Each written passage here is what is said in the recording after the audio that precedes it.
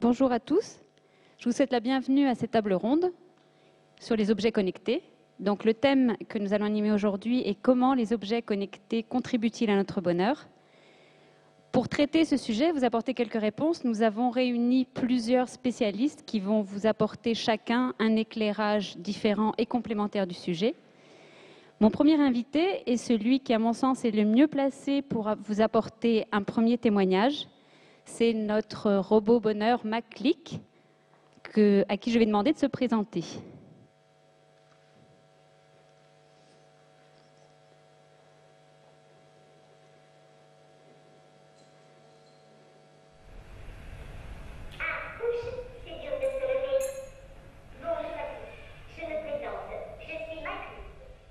Bonjour MacClick.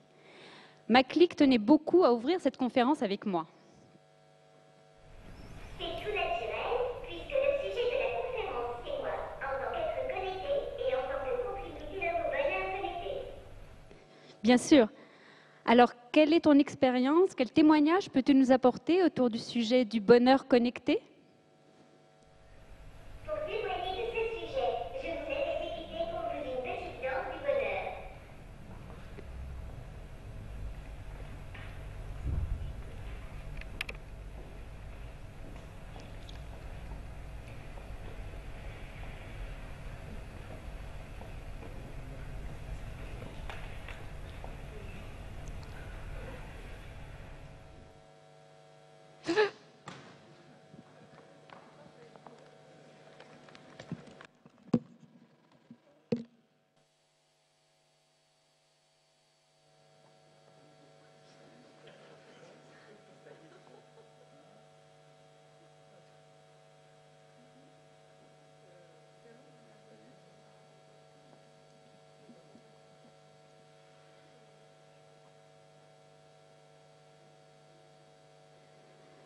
Merci MacClick.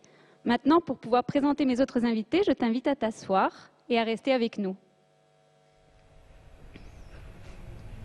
Avec plaisir, j'ai hâte de les écouter.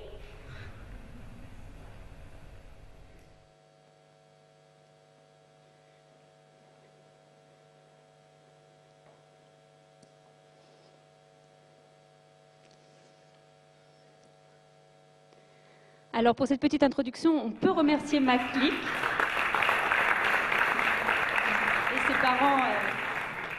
et ses parents adoptifs, la société MC-Click, avec Erwan et Jessica. La société MC-Click étant déjà bien connue pour avoir gagné le Trophée PACA de l'innovation en 2013 et qui continue évidemment ses recherches et ses expériences dans ces domaines. Alors, pour passer à un débat plus traditionnel, je vais vous présenter le premier de mes invités, qui est Patrice Trousset. Patrice est directeur des systèmes d'information pour Microsoft France et Microsoft International. Il a été auparavant responsable des développements et de l'innovation au sein de Microsoft Consulting et il intervient dans plusieurs associations de DSI sur le sujet de la transformation digitale des entreprises. Il va nous présenter en quelques mots le panorama actuel sur le monde des objets connectés et bien sûr nous faire partager l'expérience et le retour d'expérience et les exemples qui sont actuellement étudiés chez Microsoft France. Merci Françoise. Merci Françoise. C'est la première fois que je passe après un speaker de cette qualité, donc la pression est immense. Il va falloir s'y adapter. Effectivement, on va revenir à quelque chose d'un peu plus traditionnel. L'Internet des objets connectés, et les objets connectés en tant que tels, font partie du panorama de la transformation digitale de la société, que ce soit dans son acceptance sociétale, vie individuelle ou vie professionnelle. C'est des slides qui sont un peu connus, mais je voulais démarrer avec ça sur l'impact aujourd'hui qu'a cette révolution numérique. Ça, c'est la place Saint-Pierre à Rome en 2005. Je ne sais pas si vous connaissez ces slides, ils sont assez connus. C'est l'élection du pape en 2005. Au même endroit, en 2013, il y a un nouveau pape qui est élu, et vous notez probablement un certain nombre de différences. Au jeu des 7 différences entre les deux slides, je pense que vous allez trouver assez vite.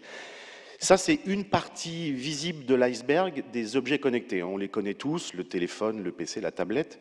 On peut ajouter à ça des choses plus classiques comme la télé, les consoles de jeux. Les objets connectés existent depuis très longtemps. Chez Microsoft, Bill Gates avait créé une entité qui s'appelait Home Connected il y a plus de 10 ans, il y a 12 ans je crois, qui démontrait tout un tas de nouveaux usages liés à la numérisation de la vie dans une maison, avec un frigo qui était connecté, qui détectait les entrées et sorties des aliments, des boissons automatiquement, qui était donc capable automatiquement de commander des bouteilles de lait dès lors que la dernière bouteille de lait était sortie du frigo et n'était pas revenue. Ça marchait très bien, c'était issu des centres de recherche de Microsoft et d'autres, hein. Il y a beaucoup d'entreprises high-tech qui avaient travaillé sur ce sujet. Le seul truc, c'est que la diffusion généralisée de ça n'était pas possible parce que la puce RFID qui était connectée sur la bouteille de lait coûtait plus cher que la bouteille de lait elle-même. Donc il y avait une diffusion généralisée qui était absolument impossible. Ce qu'on voit aujourd'hui dans nos sociétés et dans le monde de la high-tech, notamment avec l'éclosion de plein de start-up et de sujets innovants, vous en connaissez plein comme moi, c'est une véritable accélération. Accélération grâce à tout un tas de nouvelles technologies qui sont mises en œuvre. Alors je vais essayer d'être très vulgarisateur, hein, je vais pas rentrer trop dans le sujet.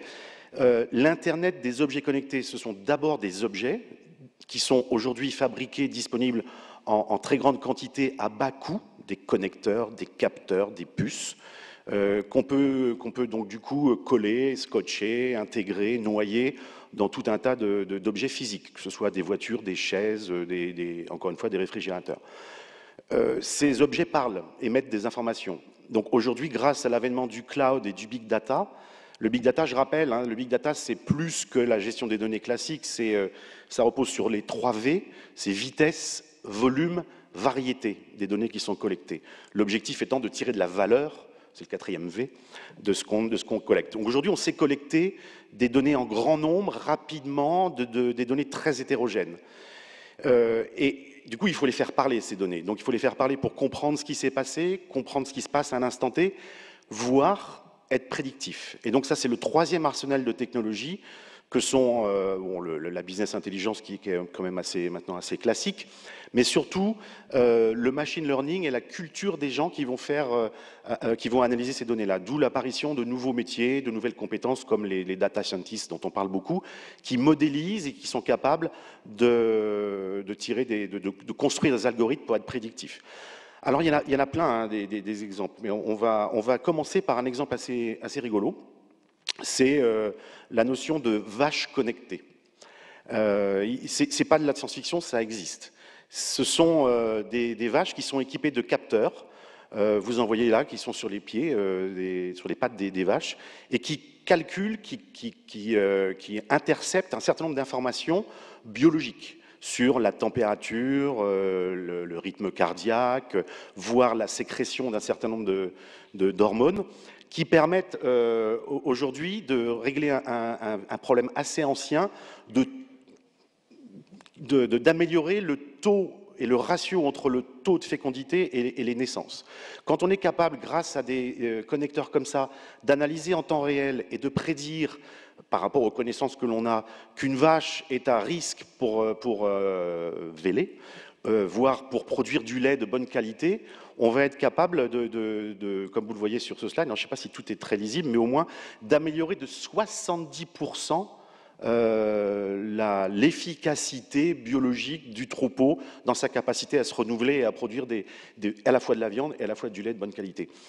Alors ça, c'est un exemple, c'est pas de la science-fiction, c'est un exemple de la vraie vie, ça existe en France, ça existe au Japon, c'est fait avec des technologies qui sont exactement celles que j'ai présentées, des capteurs qui envoient des informations via des réseaux.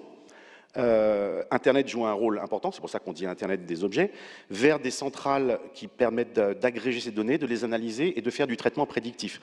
Donc le modèle de l'Internet des objets, il est celui-là. Là, on est dans le cas de mon troupeau, hein, donc à gauche, j'ai la ferme ou l'étable, on va dire, les capteurs qui capturent des informations, les envoient à une borne réseau.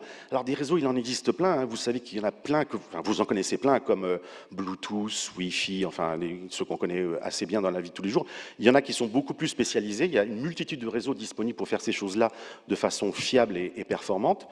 L'ensemble de ces informations sont ensuite envoyées à des centres de traitement via Internet Donc le réseau joue un rôle effectivement crucial, avec des algorithmes modélisés par des experts du sujet qui permettent d'analyser, de statuer, de prendre une décision et surtout de prédire. Maintenant, vous remplacez mon étal par un ascenseur ou un ensemble d'ascenseurs. On sait, avec l'histoire, qu'un ascenseur qui tombe en panne a émis un certain nombre d'événements via des capteurs, via des connecteurs avant. Quand on a suffisamment de données, grâce au big data, qu'on est capable de les analyser et qu'on est capable de trouver des séquences qui font que si un autre ascenseur émet une séquence d'événements quasi identiques à ceux qu'on a déjà répertoriés, on est capable de se dire cet ascenseur-là est susceptible de tomber en panne dans les 2-3 jours. Donc je vais envoyer un technicien avant, en proactif, plutôt qu'attendre que l'ascenseur se casse la figure du 7e étage. Et il n'y a rien qui échappe à cette logique-là. Vous connaissez les problématiques de voitures connectées qui envoient aujourd'hui, alors qui envoient déjà des informations aux conducteurs sur la pression des pneus. Moi, j'ai une voiture qui m'a dit l'autre jour, votre pression de pneu, là, du pneu arrière gauche est insuffisante. Il y a 10 ans, ça n'existait pas. Hein. Les équipements de bureau, les buildings intelligents, sur d'une part leur capacité à consommer l'énergie de façon plus pertinente. Vous savez qu'on a bientôt la COP21, la gestion de l'énergie et tous les écosystèmes sont mobilisés aussi pour aujourd'hui être plus performants. Des capteurs sur la qualité de l'air, sur le rayonnement électrique des ampoules, enfin il y a une infinité de solutions aujourd'hui en termes de capteurs et de connecteurs. Donc du coup, le champ du possible est quasiment infini. Il n'y a pratiquement rien qui échappe à ça. Donc aujourd'hui, tous les modèles sont construits comme ça. Il y a beaucoup d'acteurs sur le marché. Microsoft en est un, mais il y en a d'autres qui fournissent des services pratiquement sur étagère. Les projets sont activables parce que coûtent moins cher et rendent beaucoup de services. Alors, pour le bien-être des gens, moi c'est un peu ma conception, enfin c'est pas ma conception, mais c'est plutôt la conséquence de tout ce qu'on est en train de déployer pour les personnes, que ce soit pour les personnes à titre individuel, se focaliser plutôt sur sa famille, ses priorités personnelles, ses passions, plutôt que de faire des tâches répétitives, rébarbatives. Faire les courses, c'est pas forcément drôle, hein, donc si le frigo il est capable de faire ses commandes tout seul, c'est pas plus mal.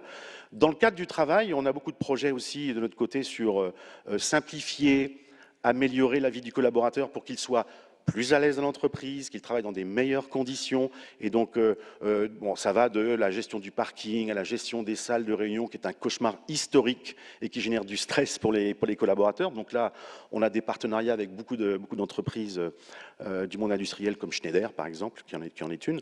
Donc, voilà, il n'y a aucune limite autre que l'imagination aujourd'hui dans la capacité à déployer ces modèles-là. Ça fait appel à des compétences parfois un peu particulières, certes.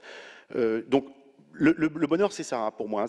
Enfin, du moins, la contribution de l'IoT et de cette nouvelle technologie, c'est simplifier, supprimer toute la complexité, le côté rébarbatif d'un certain nombre d'actions à titre individuel, à titre personnel. Alors, ça ne va pas sans risque. Bon, j'arrive de Paris, vous savez ce qui s'est passé récemment. On peut toujours estimer que certaines technologies peuvent être aussi déviées parfois de l'objectif plutôt positif dans lequel elles avaient été conçues. Ça ne va pas non plus sans risque sur la gestion des données personnelles. On est en Europe de l'Ouest. Heureusement, dans nos pays, je veux dire, il y a un certain nombre de garde-fous, mais il faut aussi que le législateur, et je pense qu'on en parlera tout à l'heure, soit présent dans ces projets-là. On dit que l'informatique en général, les nouvelles technologies, notamment l'Internet des objets, qui fait qu'on est toujours connecté, est désocialisant, désolidarisant. On dit que le bonheur, c'est d'être sur une île déserte en déconnectant tout. Moi, je pense que le bonheur, c'est la capacité qu'on a de gérer correctement chacun d'entre nous ces technologies est clé. Il faut effectivement être sensibilisé à ça. Et puis, si on revient un petit peu en arrière, il y a quelques années, dans les années 50, quand tout le monde lisait le journal dans le train, je ne suis pas sûr que les gens se parlaient plus que quand ils étaient en train de pianoter sur leur smartphone. Donc voilà un peu ma perception et la perception de Microsoft sur un certain nombre de sujets. La santé est un véritable sujet. On a récemment produit un nouveau bracelet. Alors, classiquement, qui regarde un peu vos performances quand vous faites du jogging, du sport, du golf, etc., mais qui analyse aussi le niveau d'UV que vous recevez et qui peut calculer, dans certains cas, votre quotient émotionnel.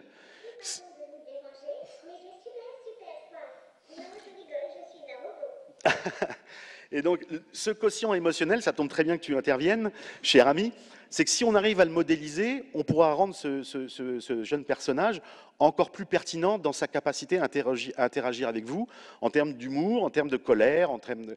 Et moi qui suis assez fan de musique, et je finirai là-dessus, dans les années 70, 80, quand on était à un concert et qu'on était content, on sortait le briquet et on faisait comme ça, et puis on se brûlait les doigts, mais on était content.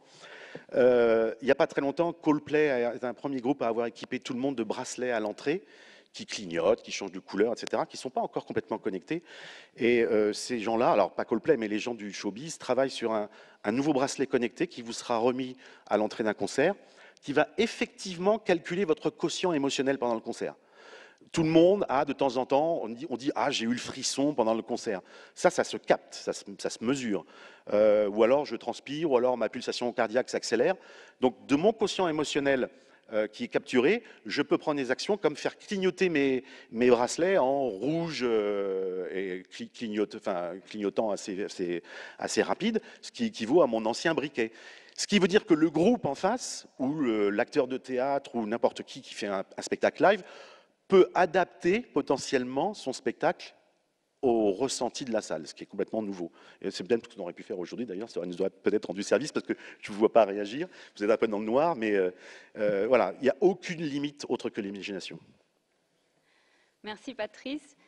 On voit bien à quel point aujourd'hui l'Internet des objets intervient dans nos vies quotidiennes et aussi dans le monde du travail. Ces exemples, évidemment, sont loin d'être exhaustifs pour tout ce qui est en cours de réflexion ou d'innovation chez Microsoft et ailleurs. On va essayer d'aller un petit peu plus loin dans les applications dans le monde professionnel et notamment dans l'industrie avec Yannick Gradel. Donc Yannick Gradel vient de Thales, il est dans l'entité Système d'information critique et cybersécurité. Il est directeur du Centre de compétences région Est et porteur de la démarche transformation numérique et industrielle IoT, IoT Internet des objets. Merci Françoise. Bonjour à toutes et à tous. Alors je vais porter la dimension un peu plus industrielle dans le débat. Au sein du groupe Thales, notre mission, c'est de garantir la performance et la sécurité de systèmes d'information critiques pour nos clients. Alors quels sont nos clients ? Nos clients aujourd'hui, ce sont des organismes de l'État, des organismes de défense, on est assez connus pour cela, mais aussi beaucoup d'industriels qui doivent vivre cette mutation, cette transformation numérique. Et l'innovation, une transformation numérique chez un industriel, ce n'est pas forcément très naturel. Notre mission, c'est cet accompagnement dans cette transformation en intégrant, et c'est un vecteur fort chez nous, la composante cybersécurité. Alors nos clients sont aussi beaucoup d'industriels, comme je l'ai dit, des gens comme EDF, comme ERDF, Engie dans le monde de l'énergie, Total, Schneider Electric, Rio Tinto Alcan, donc des industries lourdes, des industries d'équipementiers, des industries également de services.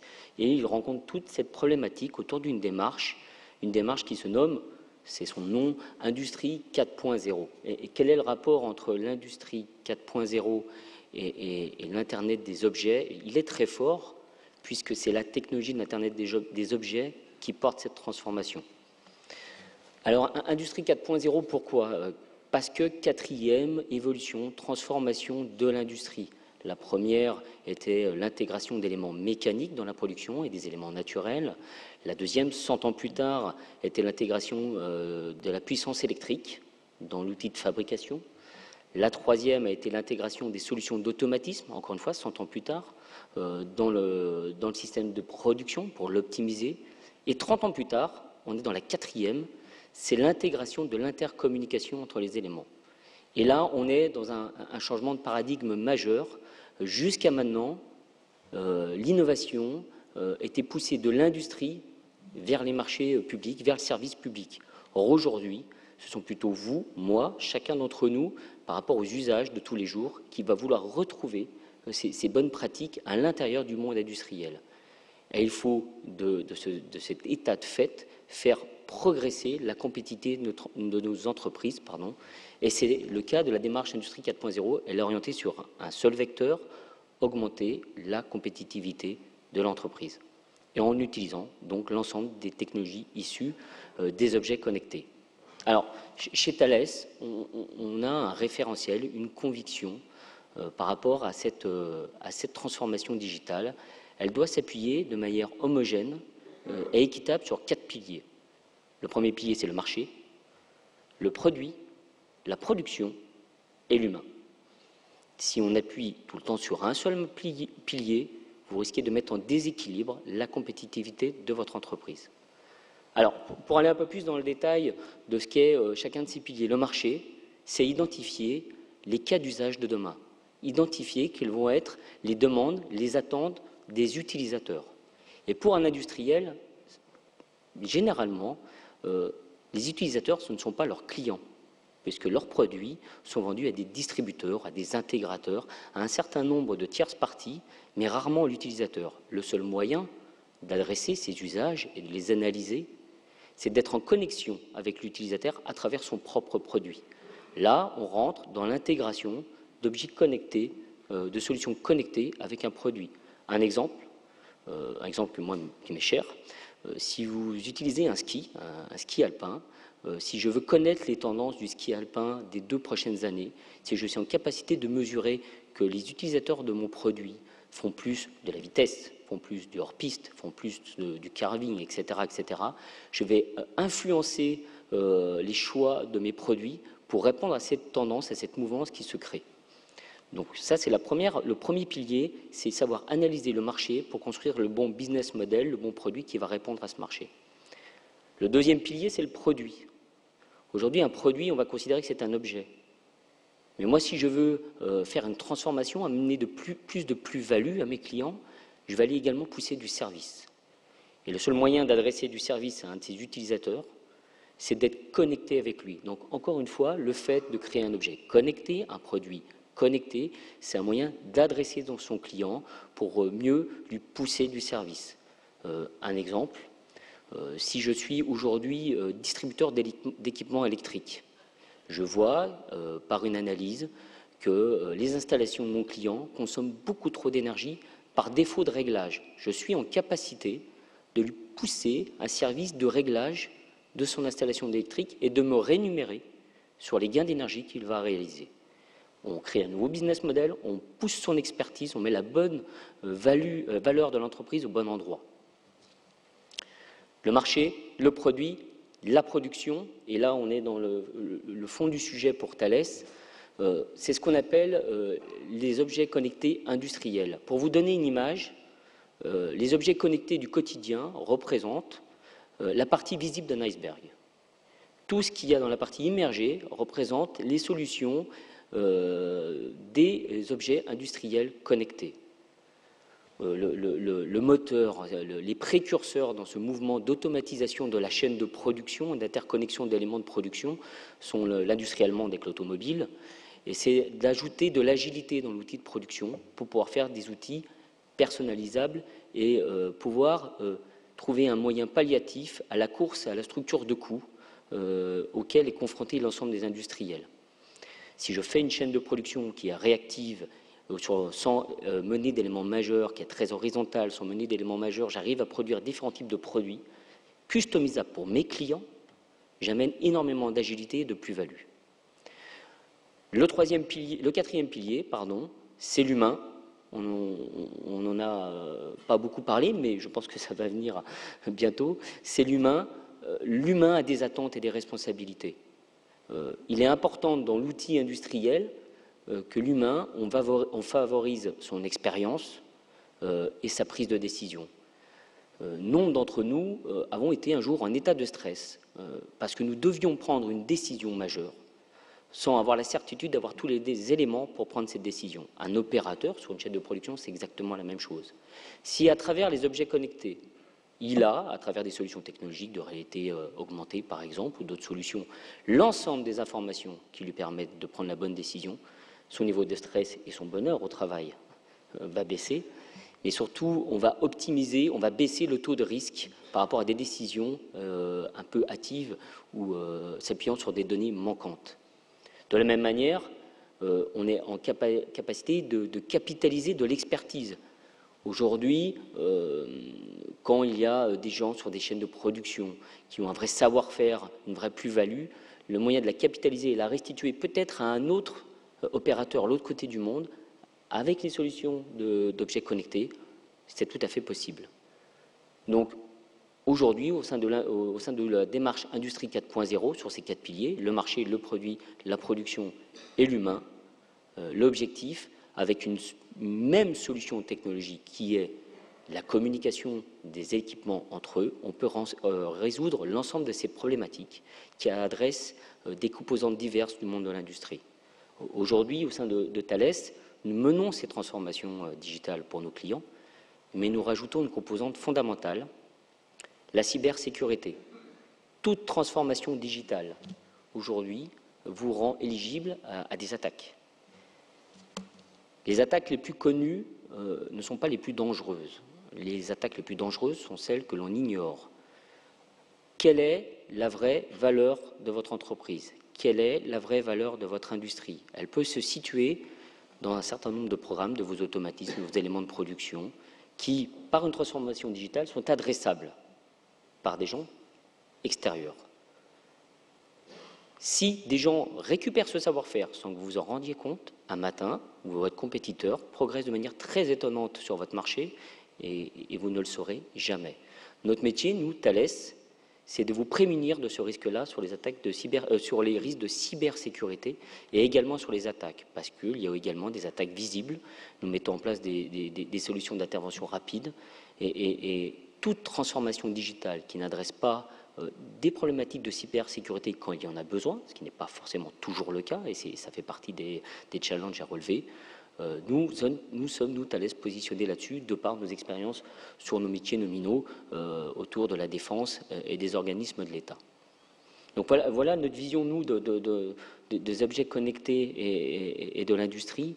Et pour revenir au sujet du bonheur national brut, je vais faire l'ellipse tout de même, un opérateur, un décideur qui a la bonne information pour prendre la bonne décision, sa qualité de vie au travail s'en retrouve augmentée. Une meilleure maîtrise des ressources nécessaires à la production d'un équipement ou à la meilleure connaissance du cycle de vie d'un produit pour améliorer son recyclage amène une plus-value dans le monde de l'environnement. Des équipements sur une chaîne de production qui sont capables d'interagir entre eux et de prévenir des zones de risque pour les gens, les personnes, pour garantir la santé des personnes, du bien des personnes, c'est également fondamental. Donc ces solutions-là augmentent la compétitivité, mais également les conditions de travail de tout à chacun. Voilà notre conviction, en tout cas chez Thales. Merci Yannick. Je vous en prie.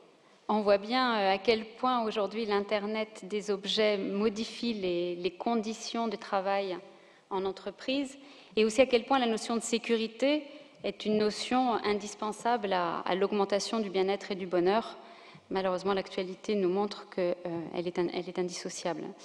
Alors, on a évoqué l'aspect humain dans le discours de Patrice et dans celui de Yannick. Il nous semblait indispensable de développer davantage cette notion et tous les aspects philosophiques liés aussi à l'Internet des objets et aux nouvelles technologies. Alors pour cela, on a invité Stéphane Vial. Donc, docteur en philosophie, Stéphane Vial est maître de conférences en design et culture numérique à l'Université de Nîmes et chercheur à l'Institut ACT UMR 92-18. Il est auteur de L'être et l'écran, comment le numérique change la perception, qui a été publié en 2013 au PUF. Et il est également directeur conseil de l'ECTOM, cabinet de conseil en stratégie digitale, design thinking et innovation. Donc Stéphane, je te laisse la parole. Merci. Alors, je vous ai préparé quelques petites diapos pour m'appuyer. Alors, je vais m'exprimer dès qu'elles arrivent à partir donc d'un ouvrage, effectivement, que j'ai publié voilà, presque 2 ans maintenant, L'être et l'écran. Alors, l'écran, c'est pas parce que je considérerais que le numérique se réduit à l'écran. Mais je dirais que c'est pour 2 raisons. C'est parce que la plupart des interfaces numériques que, hop, ça défile un peu plus vite que je ne souhaite. Je vais revenir en arrière, voilà. Voilà, l'être et l'écran qu'on voit ici. Non, tout simplement l'écran parce que la plupart des objets numériques grand public, la partie visible de l'iceberg, pour reprendre l'image de tout à l'heure, sont principalement dotés d'écrans, on le voyait tout à l'heure avec les images aussi liées sur la place Saint-Pierre. Et aussi parce que même les objets connectés qui semblent sans écran sont la plupart du temps contrôlés quelque part par une interface qui fonctionne par un écran.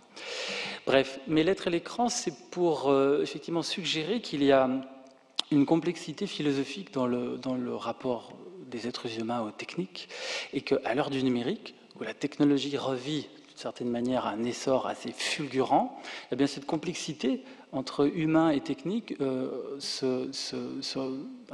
ressort avec plus de force et devient aussi un objet renouvelé pour une analyse philosophique de notre rapport au monde aujourd'hui. Alors il y a un mot un peu compliqué qu'on voit là, l'ontophanie, dont je parlerai. Je vais essayer de vous rendre sensible à deux idées pendant ces 10 petites minutes, qui tournent autour de ce mot, que j'explique en un instant. Phanie, en grec ancien, phanein, qui donne phénomène, qui donne phare, la lumière, c'est le fait d'apparaître. Et ontos, en grec, comme dans ontologie, c'est l'être.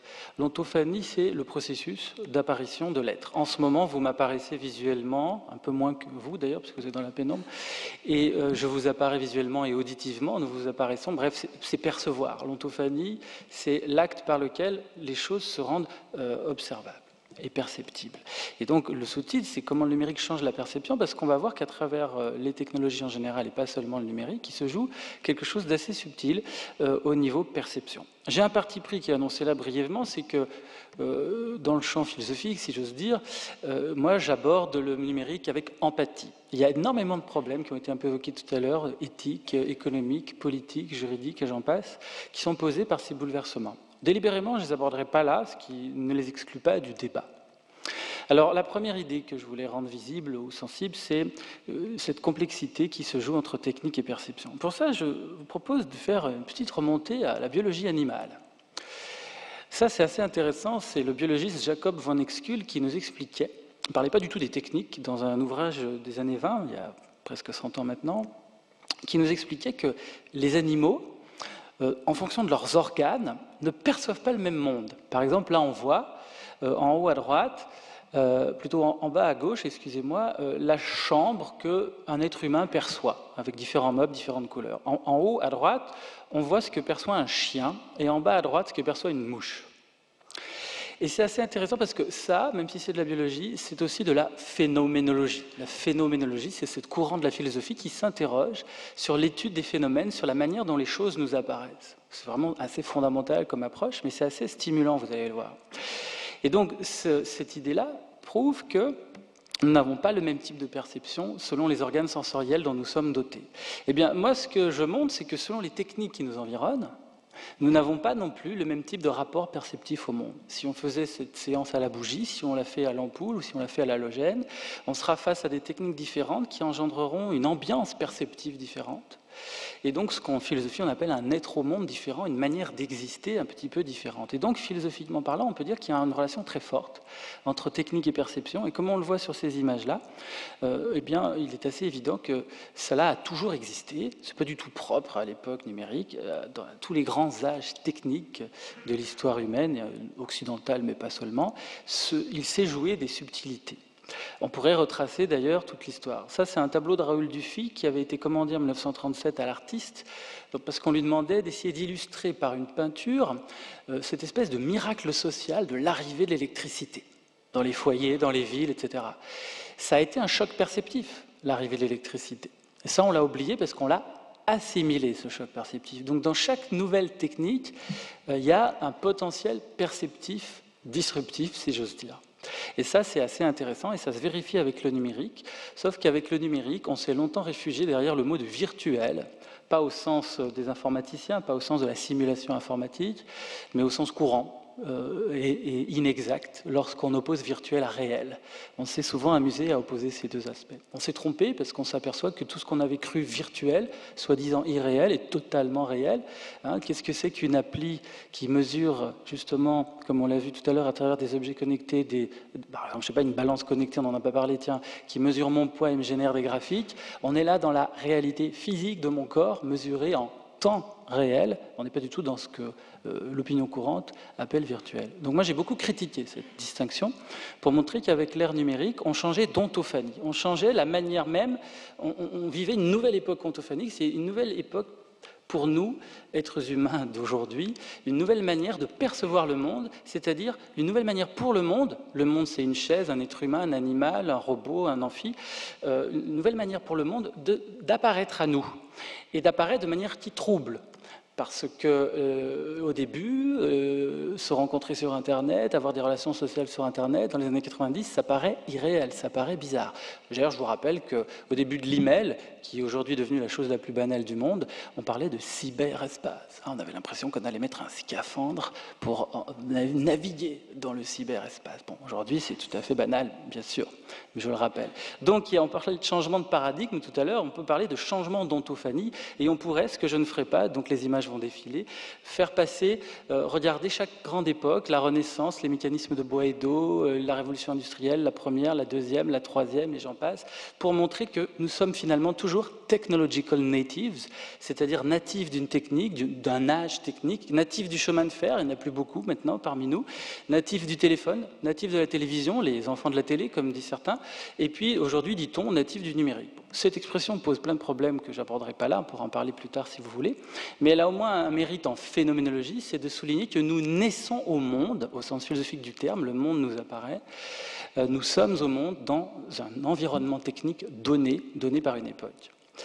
Et ça c'est intéressant parce que ça montre que les techniques ne sont pas seulement des outils, et ça suffit d'avoir une conception instrumentaliste de la technique qui considère que la technique ce n'est simplement qu'un ensemble de matières assemblées sans esprit. C'est faux. Il se joue quelque chose de profondément subtil qui est de l'ordre de l'esprit dans notre rapport au monde, médiatisé par des techniques. Alors voyons le numérique maintenant. C'est la deuxième idée. L'ontophanie numérique, c'est l'idée que les êtres et les choses nous apparaissent différemment à une époque où le système technique dominant, pour reprendre une expression d'un historien Bertrand Gilles, le système technique, eh bien, il est devenu numérique. C'est-à-dire c'est l'informatique, les algorithmes, le code, l'électronique, les composants, et le réseau ou les réseaux, l'Internet. Dès qu'on retrouve ces trois ingrédients, on est dans l'ère numérique. Alors, je vous passe ce schéma, mais j'ai essayé, moi, d'analyser dans le livre un ensemble de caractéristiques qui me semblent propres à la matière numérique. Moi, je vois le numérique comme une matière, comme le béton, comme le chemin de fer, c'est-à-dire des époques où on crée un nouveau matériau inédit, qui a des nouvelles capacités, et ces nouvelles capacités, justement, jouent un rôle fort dans la fameuse nouvelle ontophanie. Alors, le virtuel est l'une de ces 11 catégories, la virtualité, la simulation sur les écrans, mais il y en a plein d'autres, et j'ai essayé de complexifier l'analyse du phénomène en essayant de ne plus se limiter à ce terme de virtuel. Alors, je reprends une, puisque je ne peux pas toutes les présenter là. La réversibilité. Ce que j'appelle la réversibilité, c'est très simple, bien connu des informaticiens, c'est le fait qu'on peut annuler les choses dans une interface numérique ou, pourquoi pas, dans un monde numérique, si on parle par exemple d'un jeu vidéo immersif. Et on connaît d'ailleurs certains raccourcis clavier pour le faire, ce qui est un peu moins le cas des digital natives qui ne connaissent pas les raccourcis clavier en fait. Et je dis cela pour souligner que cette propriété, elle est nouvelle. On n'avait jamais vu avant une matière, un matériau, qui ose se comporter de la sorte. C'est-à-dire qu'on peut revenir en arrière, réversible. La philosophie, les sciences nous ont appris depuis toujours que le monde est fondamentalement irréversible. Le Big Bang, c'est l'irréversibilité du désordre croissant de l'univers. On ne peut pas remettre le dentifrice dans le tube, comme dit Woody Allen dans un film. On va tous mourir, toute chose naissait, meurt, etc. C'est irréversible. Eh bien, dans le numérique, on peut revenir en arrière, on peut tout retrouver et tout annuler. Et donc, cette capacité qu'a la matière numérique, nous apprenons à percevoir, nous, êtres humains, de la réversibilité. Et par exemple, on a tous un jour pensé à faire CTRL-Z après un accident ou une chute. On ne peut pas, parce que nous sommes des êtres biologiques inscrits dans l'irréversibilité fondamentale. Alors on sait que l'informatique est aussi inscrite dans l'irréversibilité fondamentale, parce que ça reste quand même lié à des circuits, mais enfin, sur le plan perceptif, c'est là que se joue mon propos, il y a quand même cet aspect. Alors je terminerai par 2-3 images, c'est que les objets connectés, ça fait un moment que ça dure. Ça c'est l'un des premiers téléphones, dans les années 1890. Je parle d'autruiphanie, c'est la manière dont autrui nous apparaît. Lorsque cet objet est apparu, si j'ose dire, c'était la première fois qu'on entendait la voix humaine sans voir le visage. Et j'ai retrouvé des témoignages, notamment d'une grand-mère de l'époque, la grand-mère de la comtesse de Pange, qui raconte qu'elle ne voulait pas y toucher au téléphone. D'abord, quand ça sonne, on ne décroche pas, parce qu'on n'est pas des domestiques, donc c'est les domestiques qui décrochent au téléphone, vous imaginez où on en est aujourd'hui. Et en plus, elle, la grand-mère, dans la maison, c'est la seule qui ne voulait pas y toucher, parce qu'elle détestait, je cite, ce sont ses mots, cette manière de se parler sans se voir. Aujourd'hui, on fait on communique, non seulement sans se voir, mais aussi parfois sans se parler, sans la parole, le texting ou les messages. Et comme grand écart, je montrerai un autre objet connecté, alors là, plus de 100 ans après, je finirai sur cette image, puisque moi j'enseigne désormais la philosophie, mais chez des designers. Ça, c'est le projet d'une étudiante en design israélienne de l'année dernière. Ce sont deux objets que l'on touche avec ses mains, vous le voyez. Par exemple, vous êtes ici à Monaco pendant que votre petite fille est à Paris. Elle en a un dans sa chambre, dans ses mains. Vous en avez un, vous, ici à votre hôtel. Et c'est bourré d'électronique. Vous mettez la main dessus, ça détecte votre pouls. Ça le traduit en données, ça l'envoie par Internet. Et le pouls est retraduit sur l'autre objet. Alors avec le virtuel et le réel, là, ça ne marche pas du tout, ces concepts-là, parce que justement, on arrive à reproduire la sensation physique du pouls, du battement de cœur, et donc à faire sentir la présence de l'autre. Hein. Je parlais d'antophanie, de phénomène tout à l'heure. Faire sentir la présence de l'autre, il n'y a même plus besoin d'écran, même plus besoin de langage. C'est carrément faire sentir la présence physique et corporelle. Voilà, on pourrait citer d'autres éléments, mais je m'arrêterai là. Vous pouvez au moins retenir ce nom et le noter pour aller voir. C'est le premier environnement. Hive, ça veut dire Hybrid Virtual Environment, en 3D, sans casque. C'est un projet de recherche de l'Université de Montréal, assez épatant, où on est dans l'immersion 3D, sans casque. C'est à ma connaissance le seul projet de ce genre au monde, et qui mélange du coup très bien. On est dans une pièce où on n'a pas besoin d'enlever son casque pour ne pas marcher sur le pied de son voisin, puisqu'on n'en a pas. Donc voilà, petit exemple aussi sur des objets innovants et récents. Merci. Merci Stéphane pour ces éclairages. Je pense qu'il y a des pistes de réflexion qui sont ouvertes et qui sont loin d'être épuisées après ces 10 minutes. Pour revenir à des choses plus proches et plus locales, il nous semblait important aussi d'inviter un local de l'étape, Thierry Poyer. Alors Thierry connaît bien ces sujets puisqu'il a réalisé une grande partie... Ah peut-être qu'il va bientôt nous quitter, en tout cas virtuellement. Donc Thierry a réalisé une grande partie de sa carrière professionnelle dans les domaines des technologies, de l'informatique, des réseaux de l'Internet. Il a été notamment pendant plusieurs années DSI chez Monaco Télécom. Aujourd'hui, il s'occupe d'accompagner le changement dans une grande entreprise monégasque, la Société des Bains de Mer, pour ne pas la nommer. Et par ailleurs, il est impliqué depuis de nombreuses années également dans la vie politique, puisqu'il a été élu à la mairie entre 1995 et 2007, et depuis 2013, il est au Conseil national, donc il va pouvoir nous apporter l'éclairage du législateur de Monaco sur ces sujets. Merci. Bonjour à tous. Je vais essayer de tenir dans les 10 minutes, ou en tout cas faire le moins possible pour que si vous aviez quelques questions après, on puisse vous répondre. Bon, déjà, je pense que le premier constat à faire, c'est que les objets connectés, c'est déjà une réalité. On peut se poser la question à un moment donné, est-ce que c'est un mythe, est-ce que c'est une réalité, ça va changer quoi? Ce qui est évident, c'est qu'en tout cas, on est face aux objets connectés. On n'est qu'au début, c'est certain. Quel sera l'usage de certains de ces services, justement? Quelle sera la vie demain?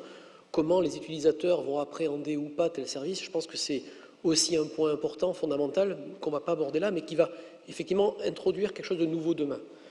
Vous l'avez vu, certains sont des gadgets, mais d'autres ont une vraie réalité et un vrai axe de développement ou de progrès davantage pour notre vie. Alors justement, la question qu'on peut se poser juste après, et moi étant non spécialiste justement de toute cette partie technologique, voire même philosophique, c'est quel rôle Monaco peut jouer dans tout cela, qu'est-ce qu'on pourrait faire et qu'est-ce qu'il serait possible d'imaginer. Je pense que, en tout cas, la première chose, c'est effectivement il y a certainement une vitrine technologique que Monaco peut jouer.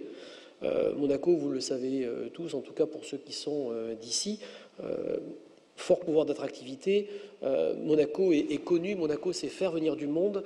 Monaco peut être à ce moment-là un vrai, peut-être pas laboratoire, mais en tout cas un vrai démonstrateur.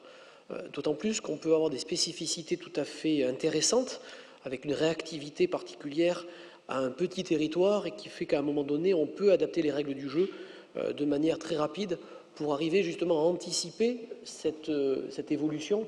On l'a dit, cette révolution va tellement vite qu'il ne faut pas avoir de retard et il faut bien l'anticiper le plus possible en tout cas.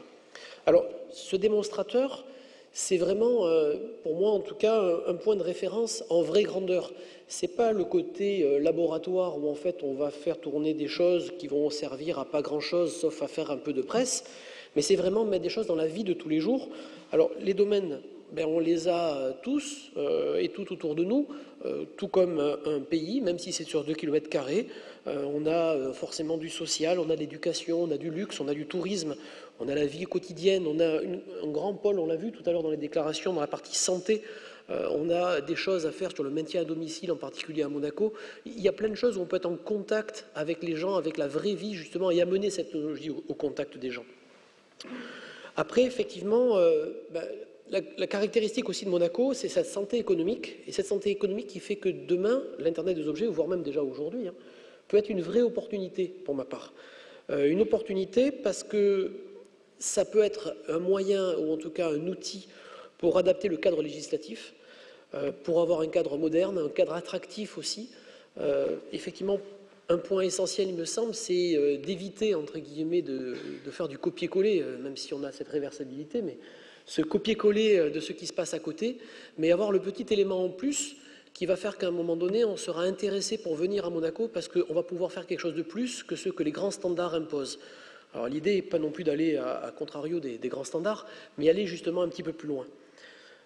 Cet Internet des objets est certainement aussi un point de diversification de notre économie. Aujourd'hui, cette diversification peut venir par l'innovation. Le modèle économique de la principauté n'est pas nativement celui de l'innovation aujourd'hui. Il a été un peu sur l'industrie. L'industrie telle qu'elle est aujourd'hui, en tout cas, est en réel changement et peut-être même bouleversement. On a une vraie possibilité, avec des nouvelles technologies, avec de la haute valeur ajoutée, d'apporter quelque chose de différent et qui peut faire que demain, on peut arriver à introduire cet esprit un peu start-up ou incubation de services pour arriver à faire un peu un phénomène boule de neige. On va pouvoir amener plus et toujours plus et faire que dans notre vie au quotidien, mais aussi par rapport aux gens qui le vivent et qui vont pouvoir l'exporter, parce que justement ils rayonnent autour de Monaco, l'image de Monaco sera encore améliorée. Voilà. Tout ça, ça me paraît tout à fait compatible, en tout cas avec la stratégie du gouvernement princier et de la volonté de Monaco de tirer parti de son exiguïté dans le territoire et apporter beaucoup de valeur ajoutée aussi. Et on est en plein, il me semble en tout cas, fondamentalement dans les racines même de l'Internet des objets et tout ce que les objets connectés peuvent amener dans notre vie. Voilà. Globalement, mon propos est là. Effectivement, dans le cadre législatif, c'est accompagner, c'est permettre en tout cas à ce que des choses soient possibles, c'est aussi contrôler, on l'a dit, mais c'est vrai que la partie risque, elle est inhérente et elle est un peu inscrite dans toute évolution, donc on ne pourra pas la supprimer, mais l'idée c'est effectivement de l'encadrer et là aussi ça peut permettre d'étudier les choses et de voir comment les choses évoluent et pour en tirer aussi un bénéfice, peut-être aussi un appel aux grands équipementiers, aux grands fournisseurs de services à table ou peut-être ici. Mais effectivement, je pense que Monaco a besoin aussi de faire venir ce savoir pour pouvoir amener cette valeur ajoutée en principauté. Voilà.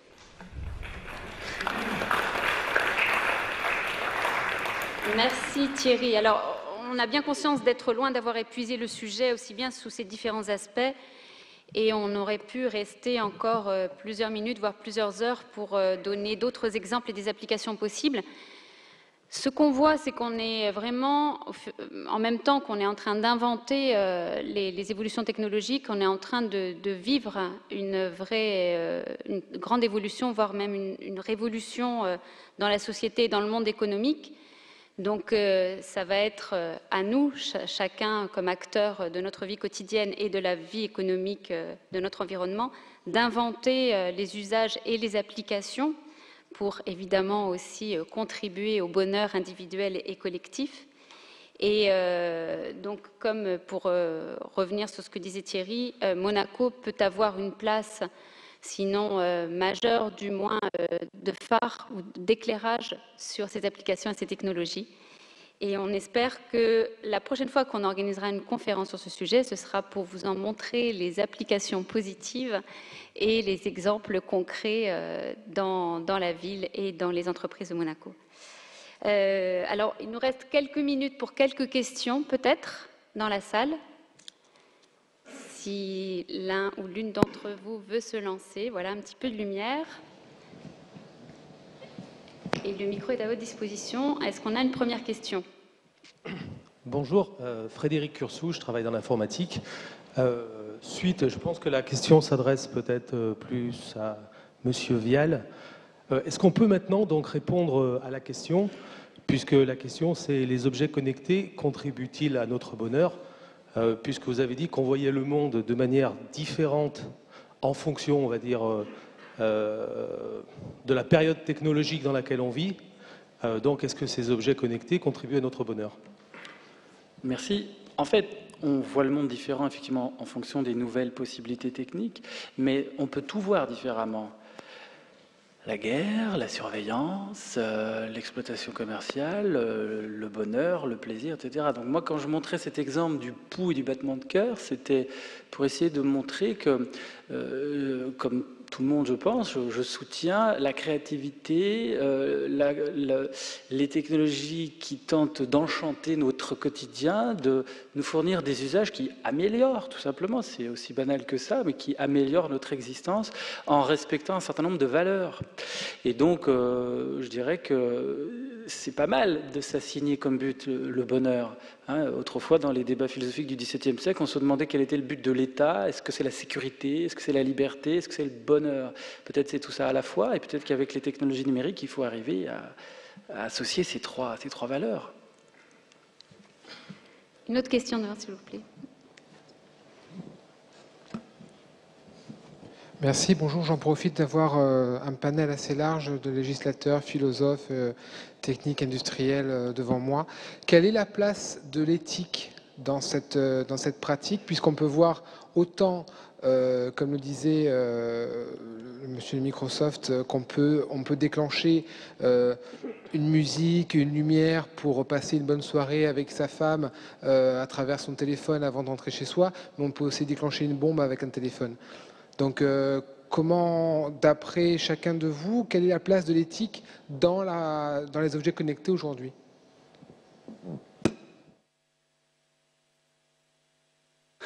Allez, je reprends du service. Non, je trouve que vous avez raison de dire que la question s'adresse à nous tous, bien sûr.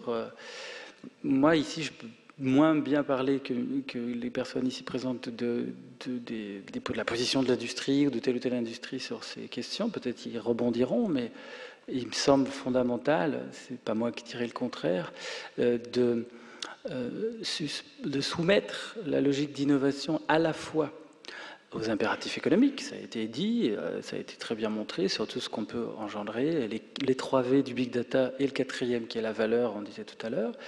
Mais évidemment, comme tout le monde aujourd'hui, il faut bien sûr essayer d'innover d'une manière qui respecte non seulement les droits, hein, je pense à la vie privée par exemple, sur la confidentialité des données, mais aussi sur les valeurs auxquelles sont attachés les usagers. Moi, ce qui m'intéresse aujourd'hui dans les enseignements que je donne chez des designers, c'est d'essayer de les former à une manière de concevoir des innovations qui soit au service des usagers, au sens noble du mot usager, c'est-à-dire au service des êtres humains. Tout à l'heure, le 4e pilier, l'humain, a été évoqué aussi, donc il y a peut-être une entrée par là. Donc je crois que la réponse est sûrement par ici. Merci à tous. Est-ce qu'il y a une dernière question? Bonjour, Maxime Peregrini, je travaille dans l'informatique. Nous avons tous sur nous un smartphone, donc l'objet connecté par excellence aujourd'hui, qui a été banalisé. J'ai eu un grand sentiment de liberté quand j'ai eu cet appareil. Je peux envoyer des mails, je peux surfer. Finalement, au bout du compte, je m'aperçois que je suis spammé, je suis tracé, aussi bien dans mes navigations sur le net que dans mes déplacements physiques. Je suis connecté à mon travail, 24 heures sur 24, week-end et vacances. Je ne vois pas la notion de bonheur vraiment là-dedans. Est-ce que quelqu'un peut m'expliquer où est le bonheur?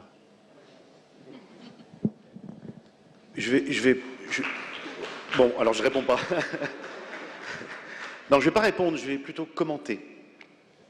Il est nécessaire d'avoir des garde-fous. Je ne parlerai pas trop de la partie individuelle, on peut en revenir. Ça fait plutôt appel aux valeurs dont parlait Stéphane. Je pense à des exemples d'entreprises. La technologie mal utilisée peut être génératrice de stress. Or, ce qu'on veut, c'est diminuer le stress pour que les gens puissent travailler dans de meilleures conditions et effectivement, encore une fois, faire fi d'un certain nombre de tâches à la fois rébarbatives ou qui s'entassent et qui génèrent beaucoup de stress. Donc, il y a des partenariats à établir au sein de l'entreprise et des instances de gouvernance à établir au sein de l'entreprise, notamment avec les ressources humaines. Sachez juste que les nouvelles générations poussent énormément pour la mixité des usages et pour l'ultra-connectivité, l'ultra-mobilité. Donc il faut aussi apporter des réponses à ces générations-là ou à ces populations-là. Et on parle de génération Y et on a les générations Z qui ne va pas tarder à arriver, qui travaillent en dehors du bureau, mais qui, au bureau, fait autre chose. Donc, en gros, il y a d'une part une espèce de mixité des usages qui fait qu'au final, on espère, moi je le constate du moins chez nous, chez Microsoft, que du coup ça s'équilibre, ça devient, il y a une espèce de régulation qui se fait. Néanmoins, ça n'empêche pas d'avoir des instances de gouvernance et de faire en sorte, d'une part, de responsabiliser les collaborateurs et le middle management au sein de l'entreprise pour respecter effectivement un certain nombre de règles qui sont pas de mail ou pas de SMS ou pas de WhatsApp ou pas quoi que ce soit le week-end vis-à-vis des collaborateurs, pas après 18h le soir, etc. Donc nous on a mis ça en place, on a mis en place ce genre de choses avec l'ARH et évidemment le comité de direction. D'abord à destination du middle management, je parle vraiment entreprise, hein, pour faire en sorte de dépressuriser un peu cette pression qui pourrait arriver, peut-être celle que vous décrivez. Maintenant, au niveau individuel, je veux dire, c'est ce que je disais tout à l'heure à la fin de mon intervention, c'est chacun, c'est à chacun de gérer et de ne pas se faire déborder. Encore une fois, si vous voulez prendre 3 mois de vacances sans aucun téléphone, sans aucun équipement connecté sur une île déserte, je suis pas sûr que ce soit ça le bonheur. Le bonheur, c'est de réussir à réguler correctement tous les usages, de les équilibrer. Parce que, à un moment donné, il faut rester en contact avec sa famille. Moi, j'ai un fils qui est à Melbourne, je suis content de pouvoir communiquer avec lui avec mon téléphone. Voilà, donc c'est pas une réponse, hein, c'est plutôt un ensemble de commentaires. Un autre commentaire, Thierry ? Oui. Je pense effectivement, d'abord la question est bonne, évidemment. Je pense qu'en Internet des objets, ou en tout cas dans tout ce qui est objet connecté, il y a plusieurs choses. Il y a déjà de la technologie à la base, mais c'est une technologie pour l'usager, pour l'utilisateur en tant que tel. Et je pense qu'il faut revenir là-dessus, sur la notion même de bonheur. Le bonheur, il est individuel, il est propre à la personne, en fait. On ne peut pas décréter le bonheur. Je pense que pour la plupart d'entre nous, ce bonheur, ça va être quand cet objet, quand cette technologie va amener une plus-value à notre propre vie. Mais c'est aussi parfois savoir couper, c'est savoir aussi revenir à des valeurs peut-être plus fondamentales que cette plus-value ou ce côté immédiateté qu'on va vouloir. C'est chercher l'émotion sans pour autant la partager dans l'instant T, que ce soit sur les réseaux sociaux, que ce soit à différents moyens. Et je pense que là aussi, c'est peut-être la difficulté entre cette connexion et cette connectivité à outrance et puis cette volonté à un moment de se recentrer aussi sur son propre bonheur. Oui, je me permets un petit mot en complément. Vous avez raison de nous renvoyer au sujet, parce que le mot bonheur est un peu gonflé quand même. C'est vrai, il est quand même assez audacieux. On sait quand même la complexité du phénomène du bonheur et la multifactorialité de la question du bonheur. En philosophie, on pourrait en parler beaucoup, donc vous avez tout à fait raison. Moi, je dirais 2 choses. On parle beaucoup en France depuis quelques années de la dimension pharmacologique des techniques, au sens où en grec, pharmakon veut dire poison et remède. Et que les techniques peuvent être à la fois destructrices et curatrices ou créatrices. C'est pour ça que je renvoie à mon parti pris de départ où je disais qu'il y a effectivement 2 aspects. Mais dans ce que je disais tout à l'heure, il y a peut-être aussi des éléments de réponse qui peuvent alimenter votre réflexion. C'est que ça a toujours été le cas, pas seulement avec les smartphones, les objets connectés. Par exemple, la télévision. On pourrait discourir longtemps. On peut vivre des moments de bonheur à la télévision. Il y a des choses qui nous assaillent et nous contraignent. Les publicités, on n'en peut plus des publicités à la télévision pendant un film. On fait avec, on intègre des contraintes, on intègre certaines contraintes de l'email, etc. Mais il faut aussi pouvoir rectifier certaines dérives. Et je prends même un petit exemple vécu, que vous avez tous vécu comme moi je pense. Le problème d'avoir utilisé d'utiliser son smartphone comme réveil matin, comme beaucoup d'entre nous font en utilisant une application de réveil, c'est qu'on est dans son lit, on n'est encore pas réveillé, qu'on regarde sa boîte mail. Je suppose que vous l'avez tous fait au moins une fois. On ne peut pas dire que ça, c'est une grande contribution au bonheur, sauf si on attend un grand mail d'amour, pourquoi pas. Et ça peut arriver. Mais je veux dire par là, vous voyez ce que je veux dire, c'est qu'on a du travail à faire, et c'est pour rectifier et corriger les dérives. Et moi, c'est pour ça que j'accepte de venir dans des tables rondes, dans des salons un peu business, qui n'est pas forcément mon quotidien, parce que je veux aussi porter ce message et dire qu'on peut faire, avec des entreprises, de l'industrie, des belles choses. Mais effectivement, il faut en faire un credo. Hein. Voilà donc ce que je dirais. Merci à tous. Je crois qu'on va être obligé de libérer la salle. Alors, je remercie tous nos intervenants qui vont être encore présents sur le salon pendant quelques minutes, une petite heure. Donc, si vous voulez continuer à vous poser vos questions, discuter avec eux, ils vont être présents dans les couloirs du salon, auprès du stand de Monaco Informatique. Donc, n'hésitez pas à venir continuer la discussion et le débat. Merci.